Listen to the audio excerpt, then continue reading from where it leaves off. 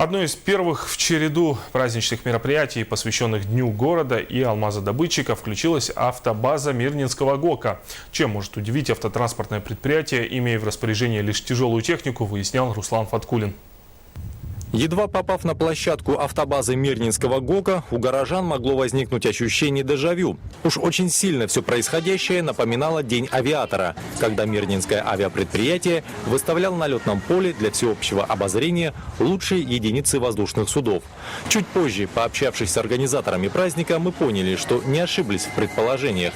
Идея организовать выставку тяжелой техники пришла именно оттуда. Накануне по корпоративным средствам связи всем работникам Мирнинского ГОКа было разослано приглашение посетить вместе с семьей выставку техники, используемой в комбинате. Целевой задачей, конечно, чтобы могли прийти наши дети, еще раз говорю, внуки, могли пофотографироваться, посмотреть, где работает их папа или мама, чем они занимаются. Ну и, конечно, в дальнейшем, может быть, когда-нибудь прийти работать или в Мирнинский ГОК, или вообще в акционерную компанию. В выставке, кроме самой автобазы, принял участие и прииск водораздельные галечники. Любой желающий мог увидеть здесь 100-тонные тралы, белазы, тягачи, экскаваторы и многое другое. Всего более 1,5 десятков единиц горной, вспомогательной и уборочной техники.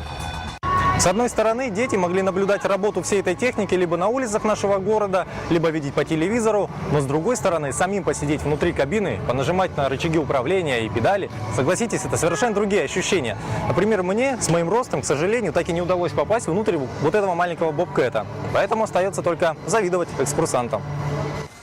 Для ребятней, чей рост едва превышал половину высоты белазовского колеса, это незабываемые чувства. А для организаторов – первый подобный опыт. То есть я думаю, что это первый блин, дай бог он не комом, потому что люди, в общем-то, пришли, значит, интерес определенный есть, может быть, чуть-чуть скомкано, но я надеюсь, что это станет доброй традицией в преддверии Дня алмазодобытчика, и на следующий год мы продолжим эту тему. Мероприятие длилось около 2 часов, после чего техника продолжила свою работу на линии, оставив экскурсантам немало эмоций, воспоминаний и, конечно же, фотографий.